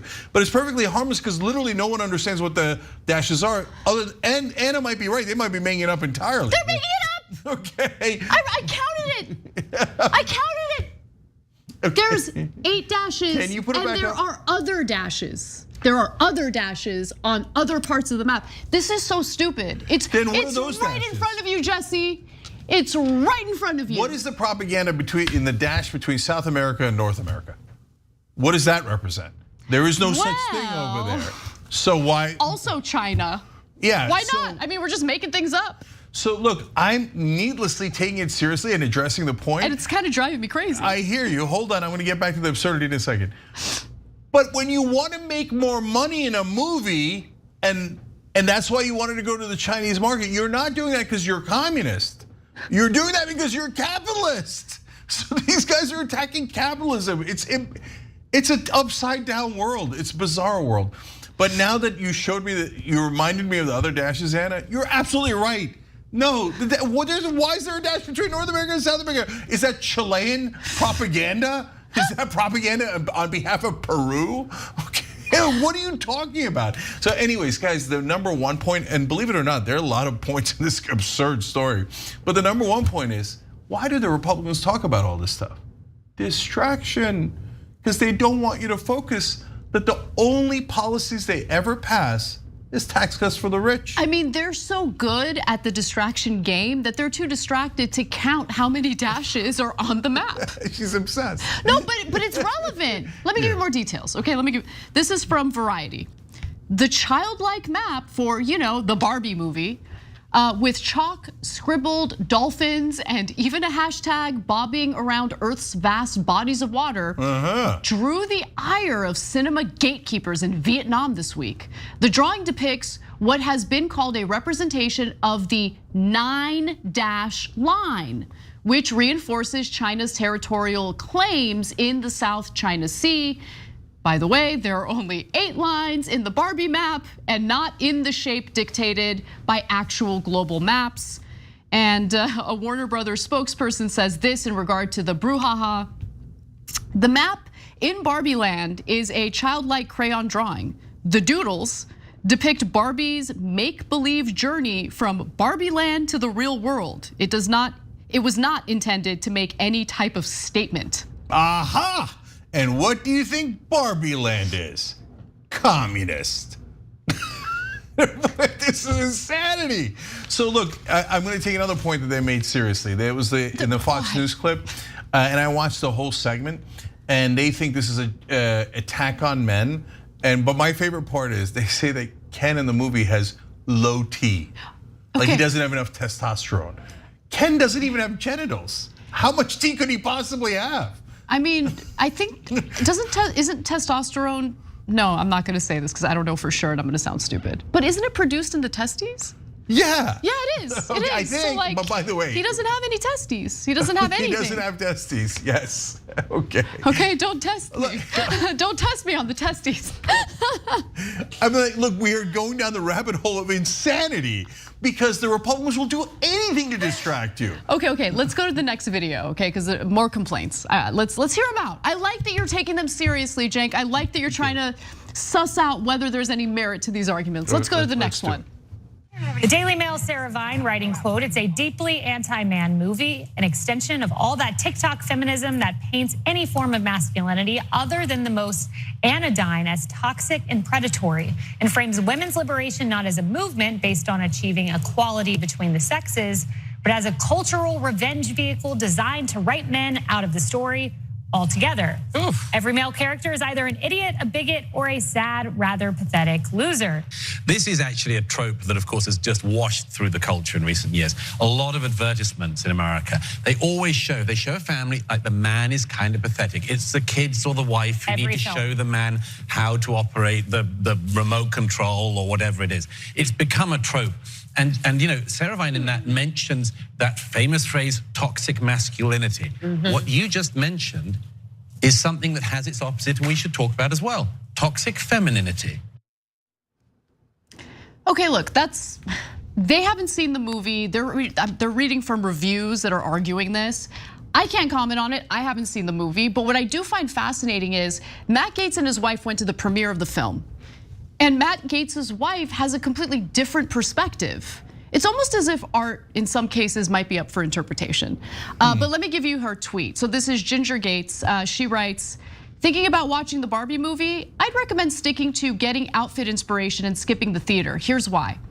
The Barbie I grew up with was a representation of limitless possibilities, embracing diverse careers and feminine empowerment. The 2023 Barbie movie, unfortunately, neglects to address any notion of faith or family and tries to normalize the idea that men and women can't collaborate positively. Yuck." And then in a subsequent tweet, she lists the pros and the cons. The pros include Margot Robbie's performance, she liked that. Stunning costume design, just based on what I've seen, I'd agree with that. And amazing soundtrack. Cons, unfortunate portrayal of big dreams causing anxiety instead of inspiration. And then, okay. Yeah, but that can happen, and that has nothing to do with politics. Yeah, I mean, I feel anxiety related to my work all the time. That doesn't mean that I don't have I don't feel disempowered by that. It's just human nature. But she does also go with the low T complaint for Ken. Yeah, so because they have to find a reason to attack it. This is the main point Anna makes, and it's a brilliant one, which is the whole point of the culture wars is to get you to not focus on paid family leave, higher minimum wage, Medicare for all. No one in Washington is talking about any of those policies that are incredibly popular, that the American people definitely want, including a majority of Republicans for a lot of those policies, because we're talking about the frickin' Barbie movie, okay? But I will address it. So number one, yeah, sometimes sitcoms go too far in male bashing. Like 90% of sitcoms are men are idiots, haha, let's laugh at them, okay? And I know why it happened, because there used to be sitcoms that were terrible against women, and it's overcompensating. And so remember the honeymooners, oh, we love that, classic America, to the moon, Alice. What did that mean? That the husband was gonna punch the wife so hard that he was gonna send her to the moon. So, and that's what we used to call wholesome family entertainment in America. So yeah, we're overcompensating by bashing guys a little too much in the sitcoms. Now, having said that, it's a freaking Barbie movie. Who do you think they're gonna use as a foil? Yeah, they're gonna make a couple of jokes about guys. It would be shocking if you went to a Barbie movie and there was no jokes about guys. You're gonna catch feelings over that?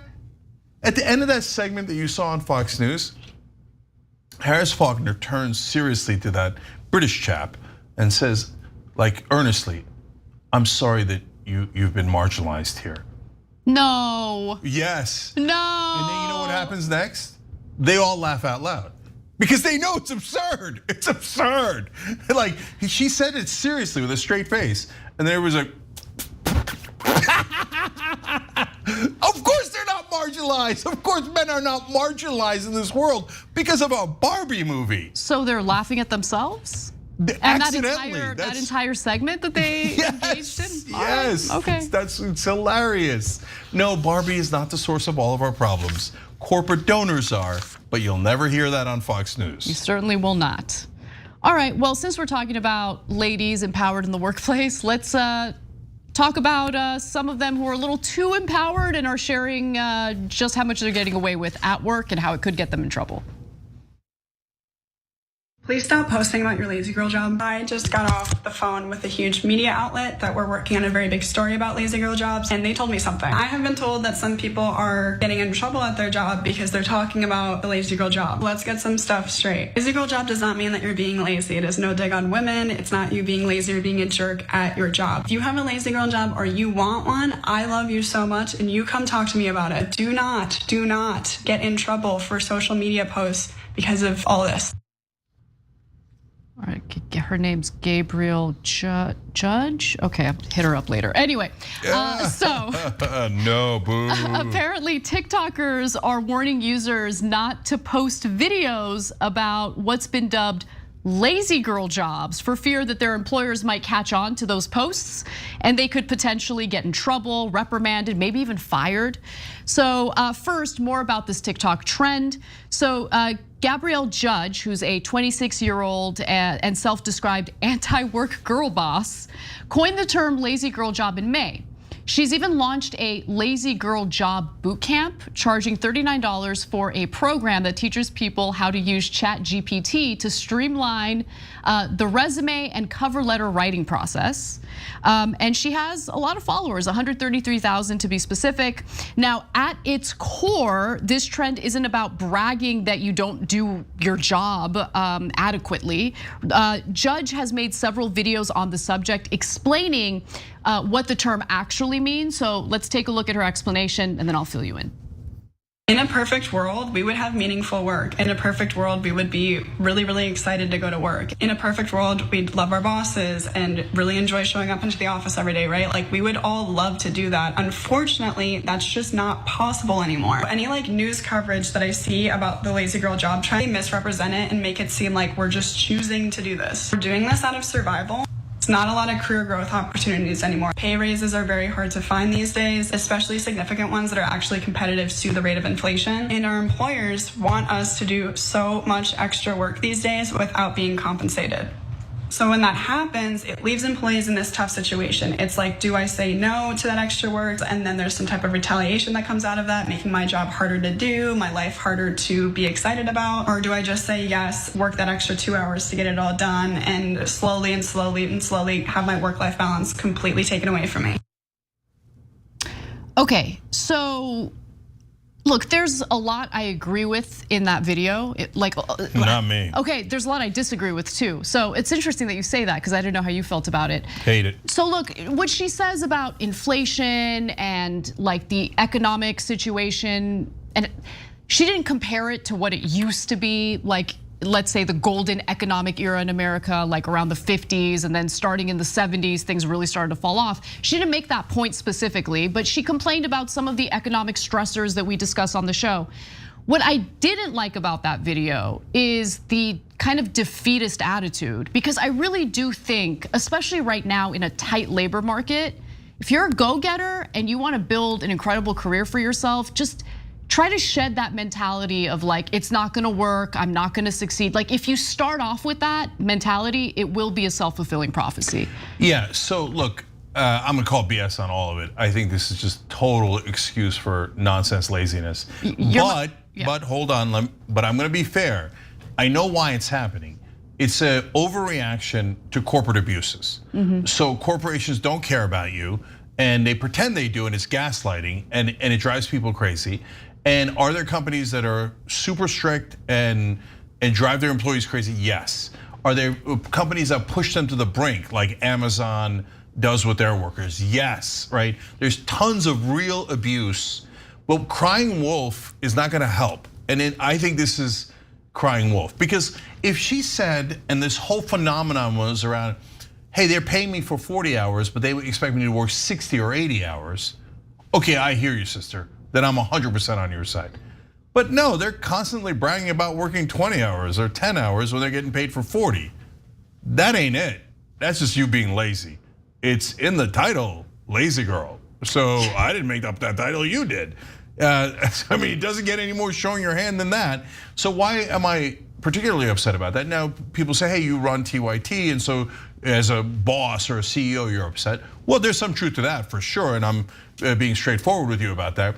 But guys, as a person who runs the company, I can tell you what happens when someone doesn't do their work. It breeds a lot of resentment. Well, first of all, that's true too. But more importantly, I don't go in and do the work. I can't. I already work 80 hours a week. The person next to them has to pick up the slack and do the work. So now all of a sudden that person's working so much harder because you decided to be a lazy girl. And it breeds resentment. And that breeds resentment. That isn't fair, and I'm not buying it.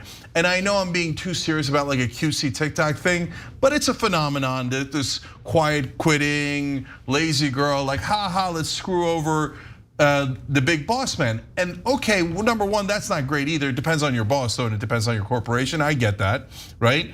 But you're not really screwing them over. You're screwing over the person next to you. Yeah, I definitely agree with that. Because someone else is gonna pick up the slack, and that person doesn't deserve to work even harder because someone else is skirting their responsibilities at work. I gotta say two more things about that. Having run a company now for 21 years, okay, it's super unfair to the hardest working people at the company, because the hardest working people at the company always pick up the slack. They are always there and they always pick it up. Now, in our case, I noticed that, and I reward people, right? And I mean, this company's got tons of women that have risen up the ranks.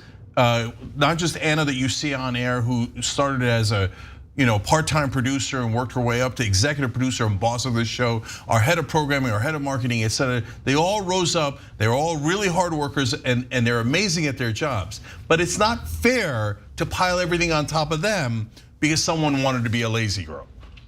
All right, here. Now I feel bad reading about the lazy girls and what they're bragging about. No, give them what it is. All right, so apparently, and by the way, this is across many careers and jobs, including like hotel sale coordinators, accountants, and also operations analysts. So many clips feature short snippets of the person working as they explain why their work is so easy to do. In one video, a creator said all she does during the day is copy and paste the same emails and take 3 to 4 calls a day. Another TikToker bragged that her workplace has no dress code and lets her leave whenever she finishes her work for the day. Why are you guys your own worst enemies? What are you doing? Yeah, why are you telling on yourself? Why are you doing I mean, and then look, coming back to the original point where the original lazy girl panics and goes, "Don't do the videos." She's totally right. I mean, if I saw that, I'd be like, okay, took a note on that one. Apparently you're not doing any work at all. And by the way, guys, there's other things too. People have real issues at work, and they have real mental health issues, stress, tons of things. And there's real reasons why somebody might not be able to get to 40 hours a week, right? And now this then clouds the issue, so you can't tell who's got a real issue and who's bragging about being a lazy girl. Yeah. It's a disaster. I know I've ruined the perfectly fun story. No, you did it. You did it. And look, look, I think that where you work and how you're treated at work really matters, because you get respect when you give respect. And I'm saying that specifically to the employers. I feel respected here. You know, like I feel that you trust me. If I have ideas, I'm heard. Like, so when I feel respected, then I actually respect the workplace. I respect my boss, all of that.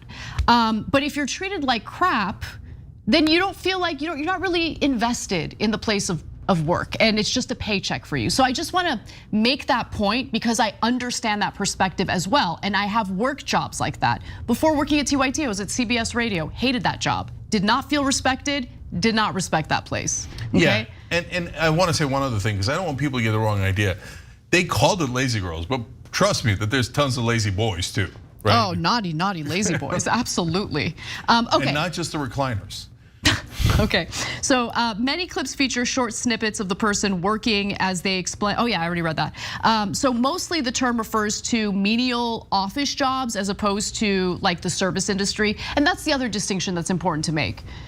People working in the service industry bust their asses. For sure. Yeah. There's so many jobs where they don't have a choice at all and they get ground up. And the service jobs get ground up more because you see it. Hey, there's a waiter and there's a quota and there's this, there's that. Office jobs are easier to cheat at. So the folks with the better jobs get to cheat more, and that also drives me crazy. And finally, the data shows that the so-called lazy girl attitude is shared by a lot of younger workers, all right? So just 49% of Gen Z say work is central to their identity, in comparison with 62% of millennials. But I think there's a difference there, specifically because of what millennials got to experience, older millennials like myself got to experience, as opposed to younger generations like Gen Z. I do remember a time in America when things were better. I remember what America was like pre 9/11. And so when you experience things that are relatively good in the country, you still have this hope within you that it could improve, it could get to a better place, right? If you grew up in the post 9/11 era when things just persistently got worse, you're less, I don't know, motivated. Like there's less, I don't wanna be defeatist in what I'm saying here, but you might feel a sense of hopelessness. You get what I'm saying? No, I do, and like as long as you're not couching it in, haha, let's screw over our coworkers, right? I'm all for all the points that they're making about how disastrous the job market is for millennials. Wages are lower than they used to be. You can't possibly afford a house. You're saddled with student debt. All those are super legitimate. And by the way, if you don't want to make work the central part of your life, you do you, boo. I mean, you put in your actual time and you work hard, then you got every right to leave at 40 hours and do whatever you're gonna do and have the time of your life. So let's all be fair to one another, and then yeah, let's go solve those bigger problems that are very real together. Now, Gabriel Judge later just encourages all the proud lazy girls out there to just stop posting about it, because you're gonna get in trouble. And that's it, that was her word of advice.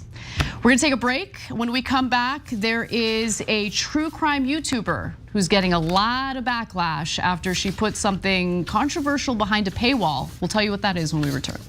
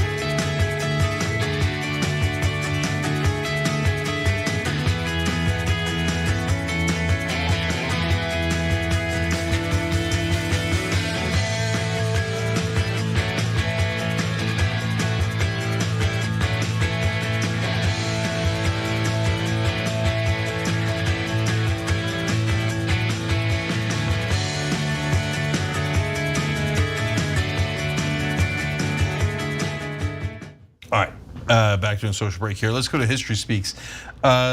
This is one of our conservative viewers. They wrote in, the full history of African Americans must be told, but I fault woke school curricula for omitting the fact that slavery was a universal institution, not unique to USA, practiced by all races, and abolitionism begins in the West. No, at the end there, you're being a little bit misleading, or a lot misleading. So look, was slavery all across the world? Yes. Do people know that? I think generally, yes. I don't think, if you ask most Americans, was slavery all in America, they would say no. Slavery was all over the world. This is my personal experience. It is not indicative of everyone's education. I didn't learn that until later when I was in college. Oh, that's interesting. Yeah. So that's an interesting, different perspective. And I came from Turkey, so I have a little bit more international perspective growing up. So of course slavery was everywhere. But when you say abolitionism begins in the West, that's very misleading because well, number one, it depends on what you call abolitionism. Number two, you're trying to imply that the West got rid of slavery first, and then you're implying that America is part of the West. But no, America was one of the last places to get rid of slavery. One of the last places. So that's just the reality.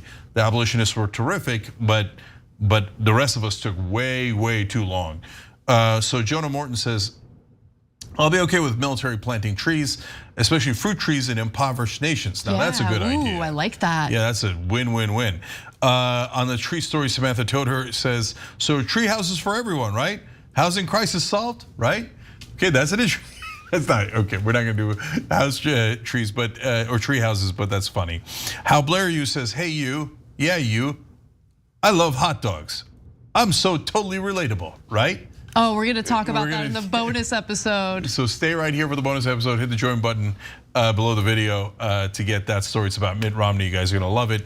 And then I gotta read you this one thing for sure on Twitch.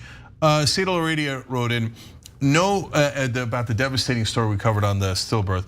No amount of mental health therapy is gonna help with that. I was nearly broken by a miscarriage. A stillbirth like that, I would be completely non-functional. Oh my gods. And that is what they're doing to women in Texas. It's happening right now. That's why we get animated about stories. Thank you for writing in with your personal experience. Also on Twitch, Progressive37 said, thank you for what you do. Bradshaw Crew 1 said, how do we allow our government to rule without empathy? I know how, it's chapter 4 of my book, Justice is Coming. The corporations took over the Supreme Court and took over the country and allowed bribery. Florid I Bloodwood writes in, love TYT, we love you back. And Ev Susie writes in, shockingly, we're living in an upside down world. They're crying about Barbie and M&M's JFC.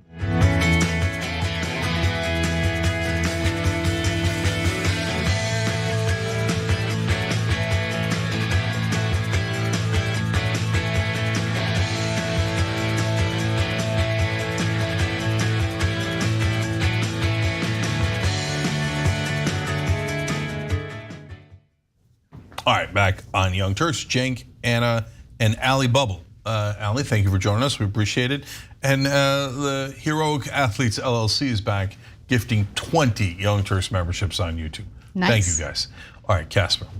Well, sometimes true crime content goes too far. I'm not this evil, heartless person like many are saying, but I'm also doing a lot of self-reflecting, and I'm looking into sensitivity training. I did not want to add to the family's loss with anything I said or shared about this case. And it will be a long time before I ever trust myself or my decisions again. That was Zav Girl, who happens to be a true crime YouTuber, and she's apologizing after she decided to sell access to an 11-year-old murder victim's autopsy photos through her Patreon. So it was put behind a paywall, and the murder is obviously terrible, tragic, and seems like there wasn't a lot of thought in regard to what the family would feel in having these photos out there for the public to see. Now, let's talk about the murder itself and then the backlash that Zav Girl is now dealing with. So Zav Girl was investigating the tragic case of this 11-year-old boy who was murdered by his own stepmother in 2020. His name was Gannon Stotch.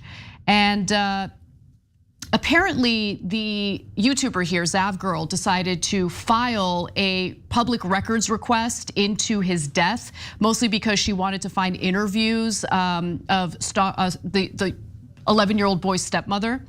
And so when she did that, she actually ended up receiving a large batch of documents, and it was basically the case file. And in that case file were photos of what had happened to him. She then put together a video about the case, which was only accessible to her patrons on Patreon.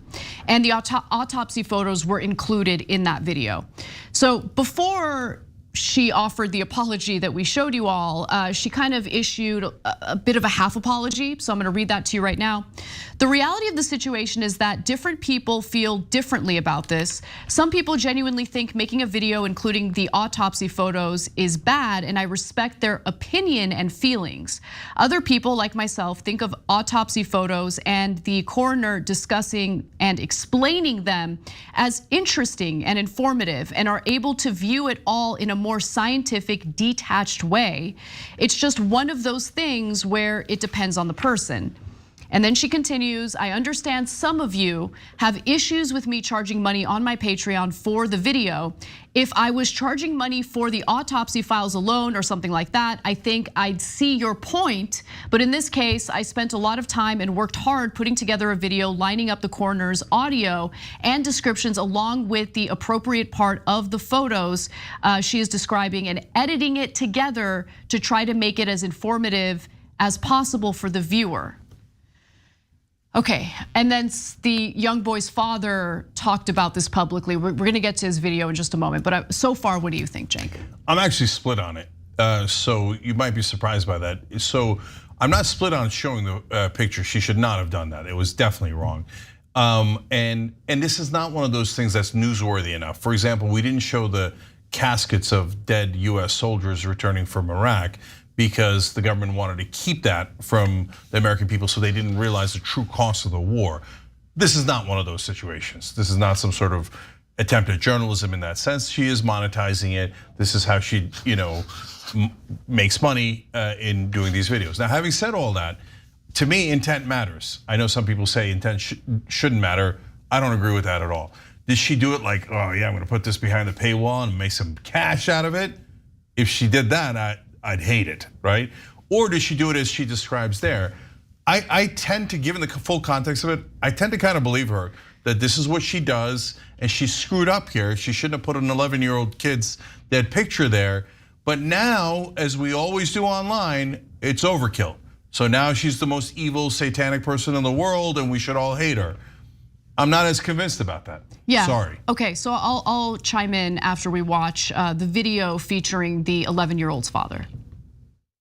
It is re-traumatizing. It's hard to, we just finished the trial just over 2 months ago, Brian, and now we're having to kind of relive some of this stuff and not being able to put it behind us. Yeah, and I think for me, like what really pushed it over the edge was the charging the money. I mean, obviously posting it alone would be disgusting, but then charging money to see those photos, it's really, really just awful.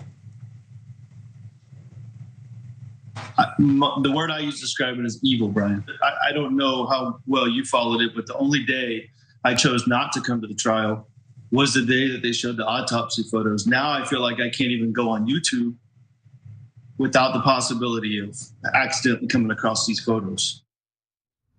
Look, I think that the photos, that's definitely the worst part. And in her mind, she's putting together a video, she's putting together the case, and she is detached from the human component of it, right? And you just have to consider that there's a victim here, there's a little boy who died as a result of a terrible murder, and that little boy's family is still very much alive, and they shouldn't have to deal with knowing that that image is floating around. And once it's on the internet, look, it's behind a paywall in the context of this video, but once it's out there, it's out there. Who's to say someone won't screenshot it and put it out there for the public? There's a lot of terrible people online. Yeah. Look, guys, my heart goes out to the dad as much as humanly possible. Jesus, that's an 11-year-old boy and he was stabbed to death by his stepmom. It's just an awful, awful story. And so when he says that it's evil, he can say anything he wants about it. He's got every right to speak out. But I make a huge distinction between him and the news anchors. It feels like everyone that's in, whether they're writing an article about it or talking about it on air, is sensationalizing it with, she was making money from selling these pictures. Wait a minute, she wasn't just selling that. It like makes it seem like she's selling the pictures for $3 per picture. That's not what she was doing. So that mischaracterizes it as kind of clickbait to get you to hate her more. Right. And since everybody does this now in all forms of media, we all wind up hating each other to a maximum degree. So I got it, she did something awful. At some point, we gotta let up. That's my take on it. Okay, all right, amazing bonus episode, including Mitt Romney's wiener. TYT.com/join, we'll see you there.